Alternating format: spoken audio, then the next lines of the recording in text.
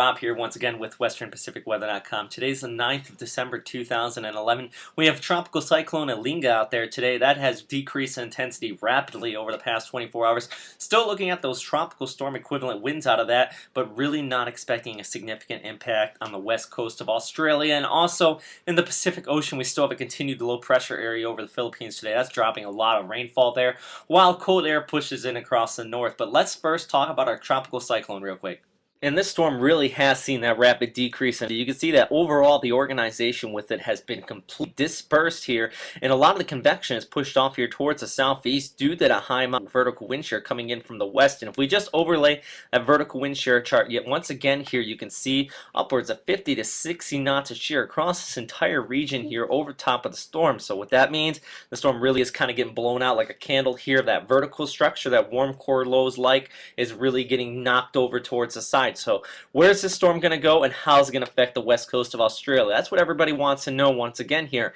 Well, right now it's going to follow the upper level trough, and you can see all these cloudiness here really indicating where that trough is located, and most likely the storm is going to push off here towards the southeast. And if we look at one of the model outlooks, you can see that's about where the GFS model's taken this storm, following it this track today on the 9th and eventually the 10th and into the 11th, making a possible landfall just south of Learmonth. Now, what I mean by possible landfall is that it's not going to fall as a tropical system. This is really going to be extratropical, and if anything, it's going to probably be more or less some stratocumulus / nimble stratus clouds coming offshore and producing a steady rainfall, but I'm not expecting anything significant and not really any significant thunderstorms or severe activity with the system as it moves onshore. You could see some gusty winds as far south as Perth. That's more or less related to an extratropical system moving along with the westerlies there, and not so much related with Tropical Cyclone Alenga here. And here is actually what the Bureau of Meteorology is putting out on the system, having it go towards the southeast,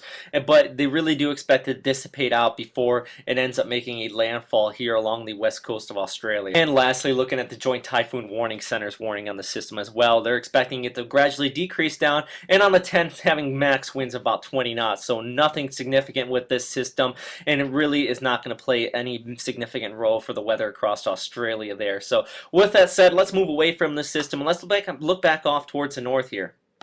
We're in the Western Pacific. We have this area of low pressure we're talking about here, and this is actually producing gale force winds across the Philippines. And Bagasa has issued warnings here across much of a size in southern Luzon, where you can see some of these clouds wrapping around the center of circulation. That's producing winds between 30 to 40 knots, so some fairly intense winds. And also off towards the north here, you have a cold surge pushing in from the north, and that's what's being indicated by all these stratocumulus lines across the Yellow and East China Sea.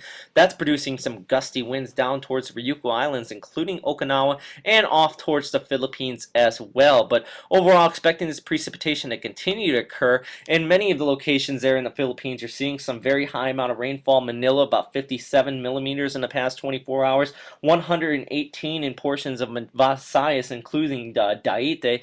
Saw that mountain number picked up there. And also off towards Vietnam, we're seeing high rainfall amounts, about 60 millimeters in the past 24 hours in Hue here as well. But not only are we seeing this precipitation down here towards the south, but if we look off towards Japan, you're seeing some snow along the west coast of Hokkaido and Honshu, and actually some pretty gusty conditions up here along Hokkaido today, as we're seeing pretty significant winds coming across the Sea of Japan here, producing that heavy snowfall out there, and also along the western portions of the Japanese Alps here. So really, ski conditions out in this region starting to improve, but definitely if you're out in any of these regions, be prepared for the snow, and that driving is really going to be treacherous across much of the region here along the west coast of Hokkaido and Honshu. But as we get down farther towards the south, you're seeing rainfall across the southern portions of Korea and portions of Japan today as a low pressure moves through the region.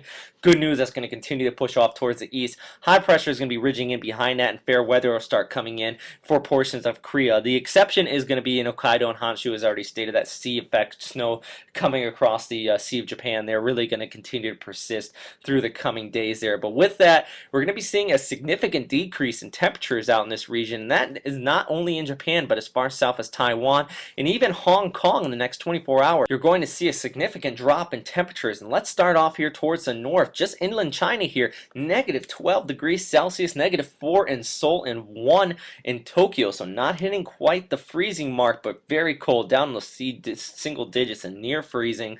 And also as we push towards the south Hong Kong, you're getting near the single digits as well. So very gusty winds and also these cool temperatures. So be sure that you're prepared for it this weekend as that cold surge continues to set in. But that is all for right now, everybody. Thanks again for watching here at Western Pacific Weather. If you have any questions or comments or suggestions, as usual, please post them in the comment box below.